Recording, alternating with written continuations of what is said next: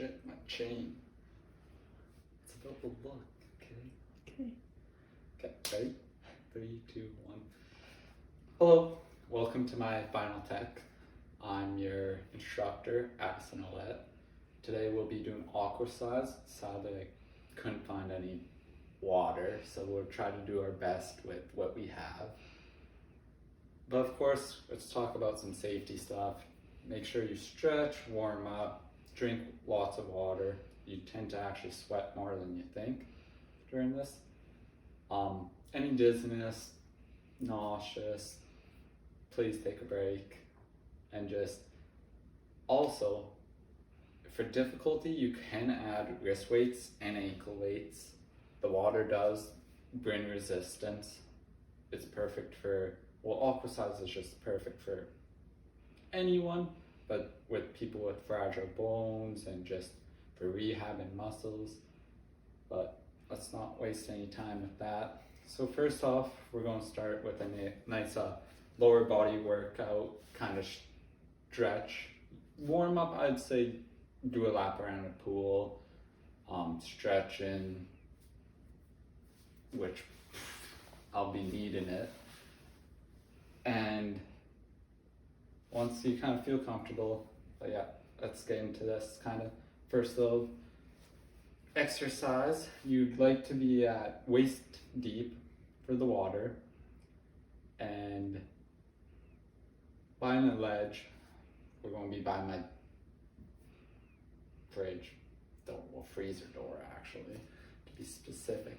But it'll be targeting your legs, and you'll want to keep your leg as straight as possible. Your core and upper straight. I'm choosing to look at my light switch in the background actually. And you'll just try to swing your leg as high as possible. And as you can tell, I have little to no flexibility in my hip flexors. So even for myself, this is actually perfect. I'd say you do this for about, 30 seconds, and then you'd like to switch to your next leg, making sure, going at your own pace. Speeding up probably would make it more difficult, making the restriction harder. So we're just going to do the left side, but then, switch over to your right, 30 seconds, drink water, take a breather if you need to.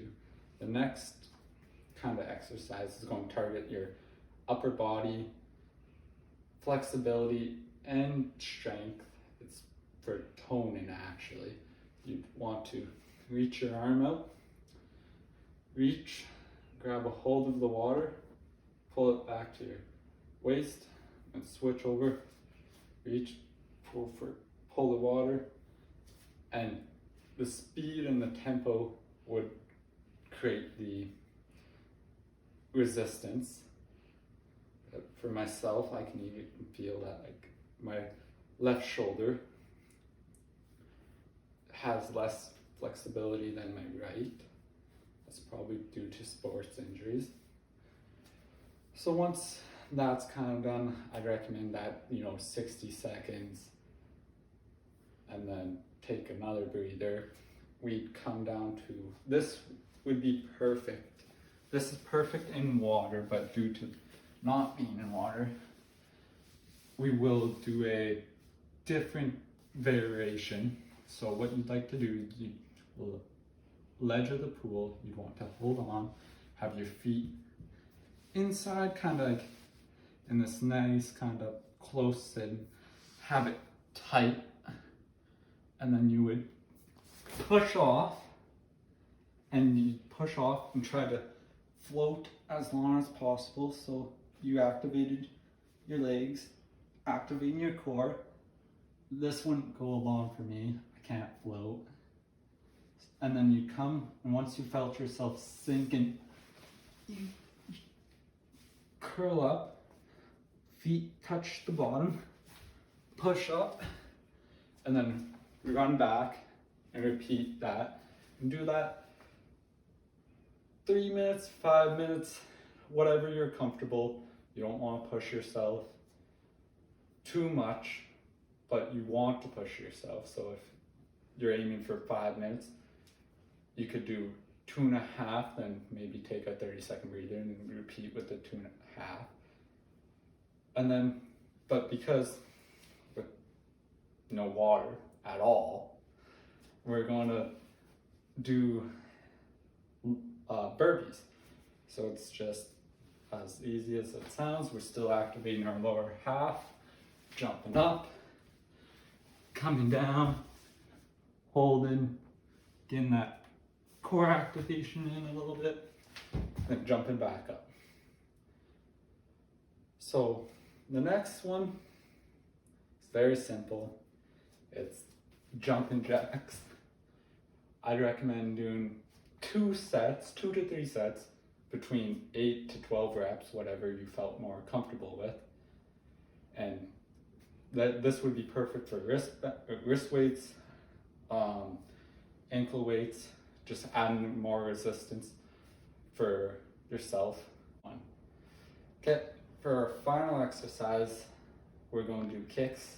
You could do flutter kicks, scissor kicks, breaststroke, or dolphin, but I'll just be doing flutter kicks. You could also do it on a ledge, so you'd be facing like this, while holding back out, well, kicking there.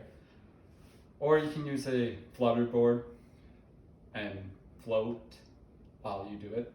But for myself, we're just going to do it here.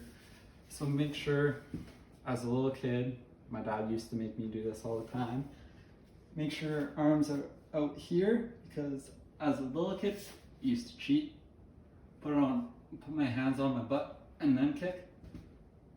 I think it helped, but I'm not too sure. But yeah, making sure your hands out to the side, whatever's comfortable for yourself. And then just flutter kicking, making sure it's not too high, it's not too low. As you can tell, core is not my favorite activity at all. If flutter kicks were easy, you can do scissors. Another actually way you can do it, we used to have to do it in hockey, is we'd have to spell out our name. That was a bad A, but that was an A. But for that is about it.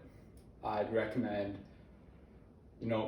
we have all those exercises you can add, making sure if something's too easy, finding a way to make it more difficult, be it weights, tempo, more sets, longer than 60 seconds, longer than 30 seconds, whatever best fits yourself. But also knowing that once something does get easy, maybe pushing out 5 more seconds and just building up to where you want to feel comfortable. You can do the whole set of exercises once and be completely done. You could do the whole set of exercises and feel like, okay, I can go for a second.